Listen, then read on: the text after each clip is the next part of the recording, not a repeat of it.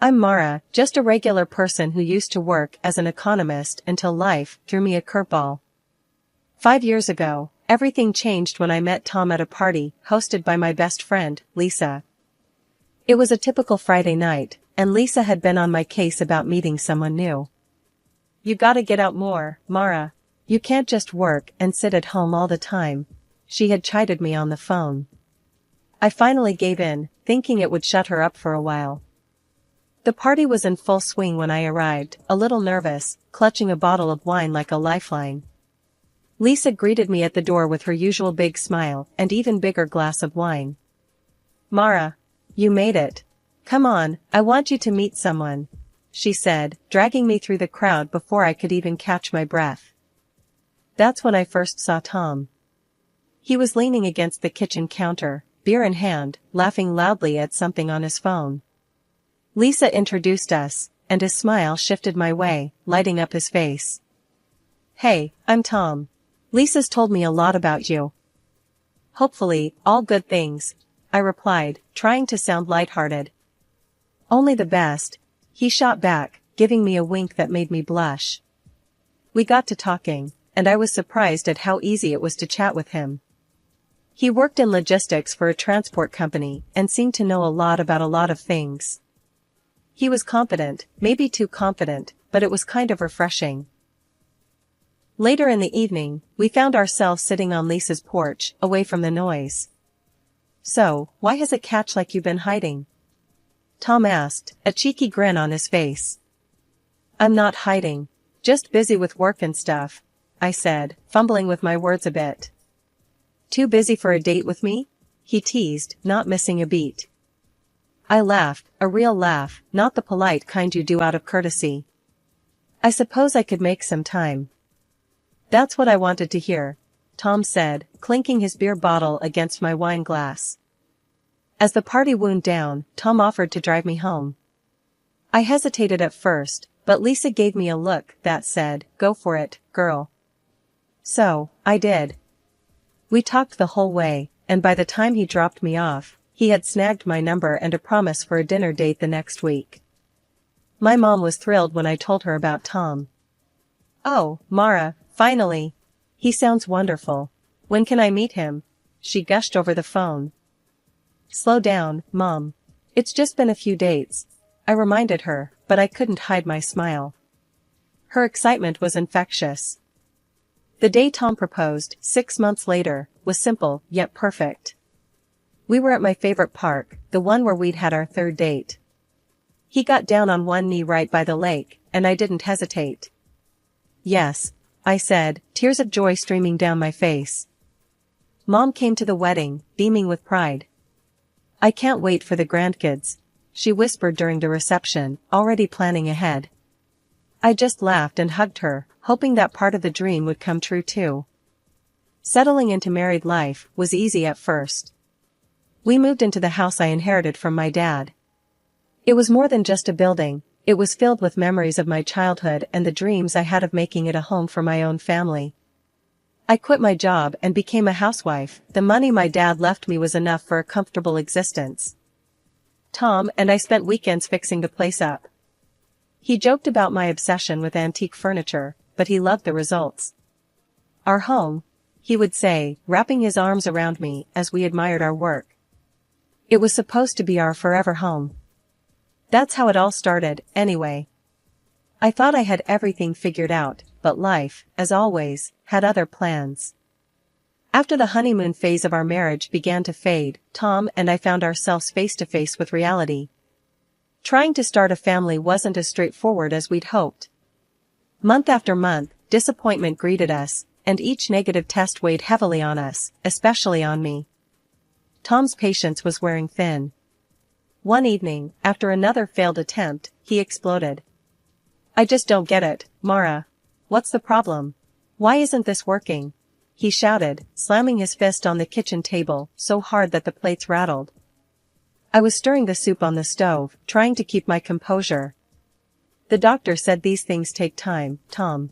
We just need to be patient," I replied, my voice trembling a bit from the tension. "Patient? We've been patient for over a year now. I'm sick of waiting." His voice was raw with frustration. I poured the soup into bowls, my hands shaking. "I'm doing everything I can," I said quietly, avoiding his gaze. "Yeah? Well, maybe it's not enough." He stormed out of the kitchen, leaving me alone with my thoughts and the echo of his words. The next day, Tom apologized for his outburst, but the cycle of hope and disappointment continued, each cycle chipping away at the love and warmth we once shared. Our weekends transformed from cozy time spent together to silent meals and even quieter evenings. One Saturday, as I was trying out a new recipe I learned in a cooking class, Tom walked into the kitchen. He watched me for a moment before speaking. "That smells good. Learning anything new?" he asked, his tone light, trying to make conversation. "Yeah, it's a new recipe from the cooking class. Thought I'd try it out," I responded, focusing on chopping vegetables rather than meeting his eyes. "Great, another dish for the two of us." "It's always just the two of us, isn't it?" His words stung, and I could hear the bitterness seeping in. I stopped chopping, placing the knife down with a clatter. "What do you want me to say, Tom? I'm trying here. It's not like I don't want a family." We sat down to eat the meal I prepared in silence. It was good, but the air between us was thick with unspoken words and buried frustrations. As the months rolled on, the pressure only grew. Conversations about the future became minefields, and Tom often retreated into his work, coming home late, leaving early, and growing more distant. I tried to fill my days with activities, keeping the house immaculate, hoping somehow that would fix things. One evening, while Tom was working late again, I called Lisa for some support. "Hey, Mara, how's it going?" Lisa's voice was a welcome sound. "Not great, Lise. It's just hard right now. I feel like I'm living with a stranger," I confessed, sinking into the couch. "Oh, Mara, I'm so sorry. Anything I can do?" "Just talking helps," I said, tears threatening to spill. "I miss him, Lisa. I miss us." "I know, hon, but you guys are strong. You'll get through this. Maybe see a counselor? It might help to talk to someone neutral." "Yeah, maybe," I murmured, not convinced, but willing to try anything to regain some semblance of the life we once dreamed of. Lately, I've been feeling off, like my body's running on empty. No matter how much I sleep, I wake up tired. It's been going on for a while, and it's getting worse, not better. I tried talking to Tom about it, thinking he'd want to help, or at least understand. "Tom, I'm really struggling here. I don't know what's wrong with me, I'm always exhausted," I told him one evening, hoping for some compassion, or maybe just a bit of concern. He barely looked up from his phone. "You're probably just being lazy. You need to get up and do something, stop pretending." That stung. Pretending? As if I'd choose to feel like this. His words cut deep, and I decided right then to stop talking about it. What was the point if he just got mad? As the days dragged on, I did less around the house. Cooking and cleaning took all the energy I didn't have. Every task felt like climbing a mountain. Tom noticed, all right, and he wasn't happy. "Why is this place such a mess, Mara? What have you been doing all day?" He'd snap as soon as he walked through the door, his tone getting harsher with each passing week. I tried to explain, again, hoping maybe this time he'd get it. "Tom, I told you, I'm not feeling well. I can barely get off the couch most days." "Great, just what I need, a sick wife. Maybe I'd be better off alone." He threw his hands up, frustration written all over his face. Talks of divorce started slipping into our arguments, and they were getting more frequent. He was also staying out a lot, coming home late from work, or sometimes not at all on the weekends. He said he was caught up at the office, but the clues were adding up to something else. There was the smell of unfamiliar perfume when he came home, the secretive texts I'd catch glimpses of when he thought I wasn't looking.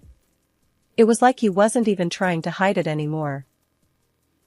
I should have confronted him, maybe thrown a fit, or dug deeper into those late-night texts.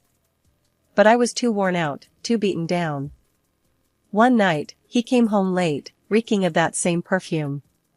He was humming some tune, almost happy.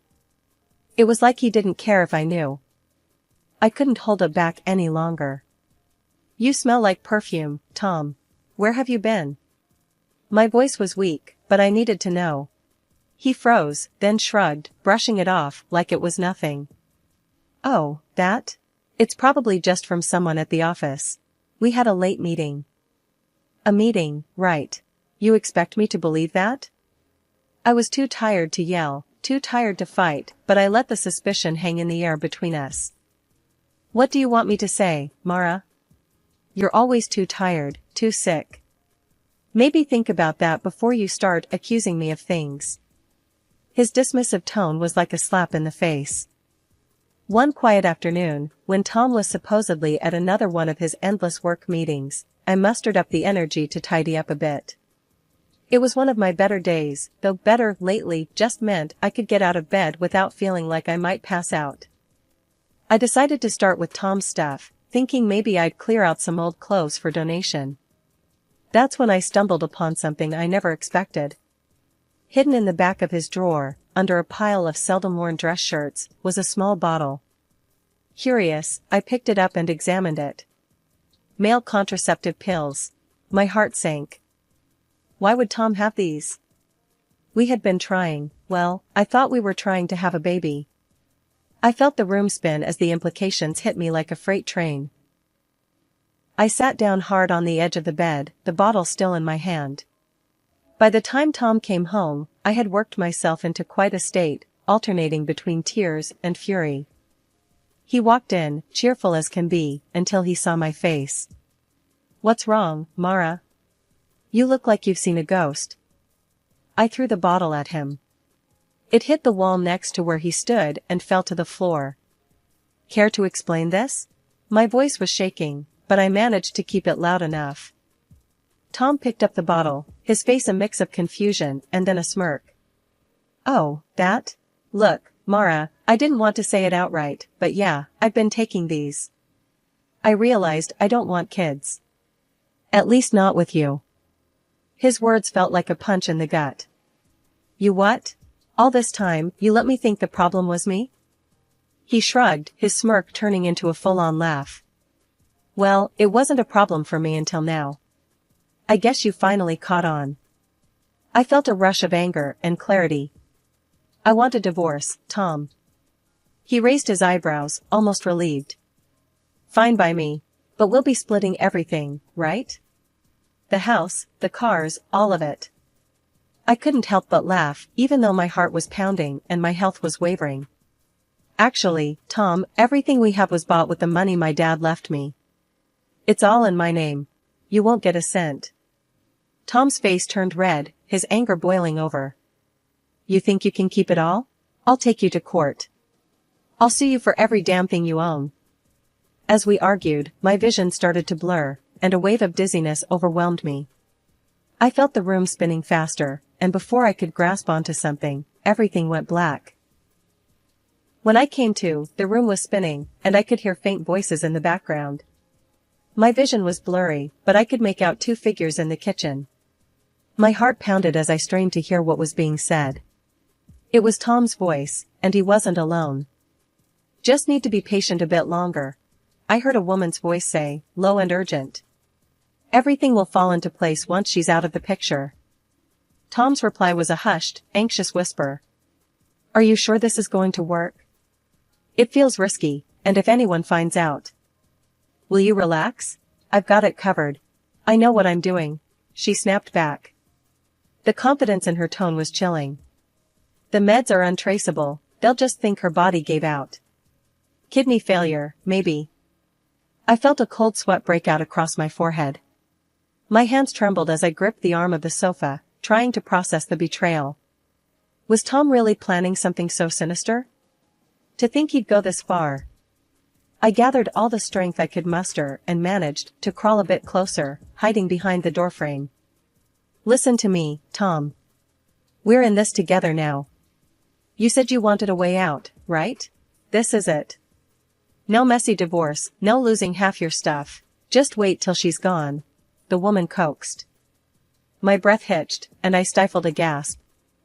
The betrayal cut deeper with each word. I needed to see who was with him. Carefully, peering around the corner, I caught a glimpse of the woman. Dark hair, confident posture. Could it be someone from his work? Their conversation was cut short as they heard a noise, the cat knocking something over in another room. They quickly lowered their voices further, and I couldn't make out the words anymore. Realizing the danger of my situation, I knew I had to act weak. I crawled back to where I had previously lain, positioning myself as if I had lost consciousness again. From my feigned position, I heard their conversation end with a soft murmur of agreement, followed by the sound of a kiss, a sound that made my stomach churn. Footsteps approached, and then grew fainter as I heard the front door open and close quietly. Tom was sending her away. Moments later, he came back to where I was unconscious. He muttered under his breath as he picked me up. Always something with you, isn't it? Just can't handle things like a normal person. His arms felt cold and his grip was firm as he carried me upstairs, to our bedroom. The physical closeness, once a source of comfort, now felt threatening, but I kept my breathing even, pretending to be out cold. Gently, he laid me on the bed. I could feel his presence lingering as if he was assessing if I truly was out. After a moment, I heard him sigh heavily and then the sound of his footsteps retreating. The bedroom door clicked shut, leaving me alone in the darkness. The next morning, Tom's whole demeanor changed. He woke me up with breakfast in bed, something he hadn't done in months, and his face was lined with a softness I hadn't seen in a long time. "Mara, I'm really sorry about everything," he said, his voice gentle, almost careful. "I've been a jerk, and I shouldn't have pushed you so hard. Please, let's not talk about divorce anymore. I love you, more than anything." Hearing him say that, after everything I'd overheard, felt surreal. I nodded, keeping my face neutral. "Okay, Tom, we can try to work things out," I said, my voice barely above a whisper. His relief was palpable, and he kissed my forehead before getting ready for work. "I'll do better, you'll see," he promised as he left. As soon as the door shut behind him, my act dropped. I grabbed my phone and called my mom. "Mom, I need you to come here. It's urgent," I said as soon as she picked up. Her voice was laced with immediate concern. "What's wrong, Mara? You sound upset." "It's Tom. I can't explain everything over the phone, but it's bad. I need you here," I managed to say, trying to keep my voice steady. Without hesitation, she responded, "I'm booking the next flight out. I'll be there as soon as I can, sweetheart." It took 2 agonizing days for her to arrive. When she did, I spilled everything, the overheard conversation, my sudden health issues, my fears about being poisoned. Hearing it all out loud made it even more terrifying, but Mom was my rock. "Oh, Mara," she sighed, her eyes welling up with worry. "We need to get you to a hospital, right now." At the hospital, I relayed my symptoms and suspicions to the doctor, who listened intently and immediately ordered a series of tests. Waiting for the results was excruciating, but finally, the doctor returned with a grave expression. "We found a potent substance in your bloodstream that's consistent with your symptoms. It's typically used in medications to manage severe conditions, but taken without need, it can be extremely harmful," he explained. My heart sank. I haven't been taking any medications. That means... Mom gripped my hand tightly, her lips set in a thin line. "It means Tom has been giving it to you, doesn't it? We suspected, but now we know." The doctor nodded grimly. "Given the situation, I've taken the liberty of informing the police.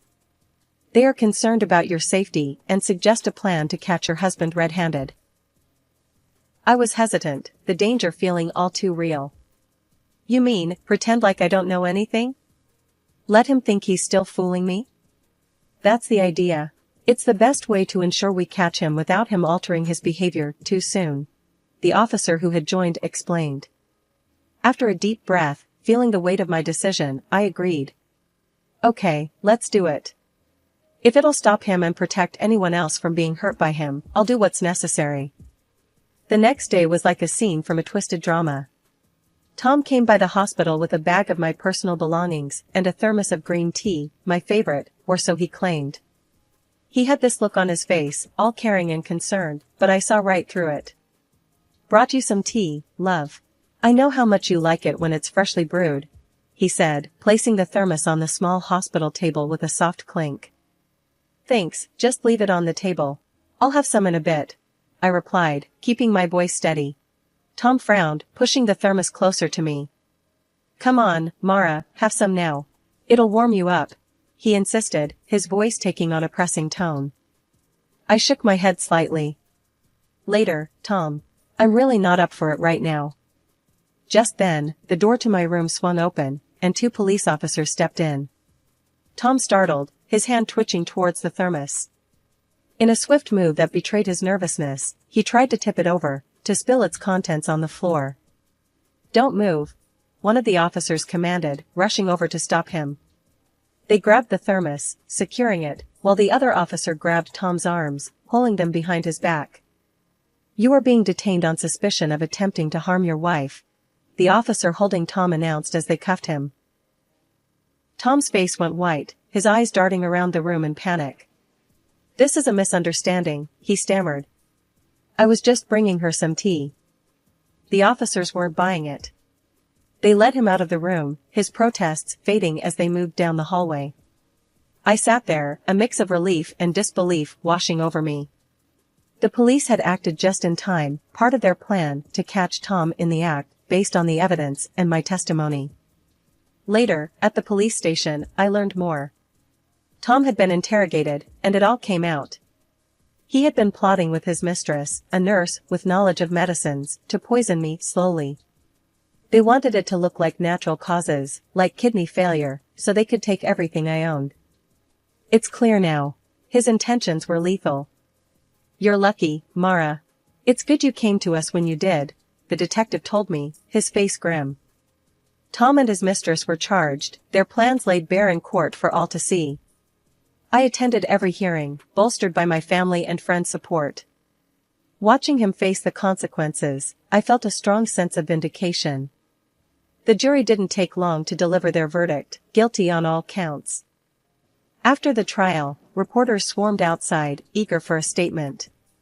Justice was served, I told them, my voice firmer than I felt. And now, I'm ready to move forward. After the dust settled from the trial and Tom and his mistress were locked away, I didn't just sit back. I was still reeling from all the damage they had done, not just to my life, but to my health. I decided to take further action and filed a lawsuit against both of them for the physical and emotional harm they caused. It was a tough process, dragging all those details out in court again, but it was worth it. The court ruled in my favor, ordering them to pay me compensation for all the suffering they inflicted. It felt like a final stamp of justice, acknowledgement of everything I had been through. Mom had been my rock throughout this ordeal. When the house finally sold, she was right there, packing boxes with me. "You did the right thing, selling it," she said as we taped up another box of kitchen stuff. "I know, Mom. I just couldn't stay there, not with all those memories," I replied, wiping a smear of dust off my cheek. "Now, you've got a clean slate, Mara. You can start building something new, something better," she encouraged, her voice strong and sure. That's exactly what I intended to do. I moved back in with Mom for a while. Living with her brought a sense of peace and stability back into my life that I hadn't realized I'd missed so much. Soon enough, I started looking for a job. I wanted something that felt meaningful, where I could make a difference. That's when I found the opening at a charity organization that helped people who were struggling through tough times. It seemed like a perfect fit, a way to use my ordeal to help others. I landed the job after a heartfelt interview where I shared part of my story. "We're really glad to have you on board, Mara. Your experience and strength are going to be invaluable here," my new boss, Janet, told me on my first day. "Thanks, Janet. I'm ready to get started. I want to help people find their way out of dark places," I responded, feeling a surge of purpose. Work was challenging, but incredibly rewarding. Every day felt like I was making a difference, giving back some of the help and support I'd received from people like Lisa and Mom during my darkest days.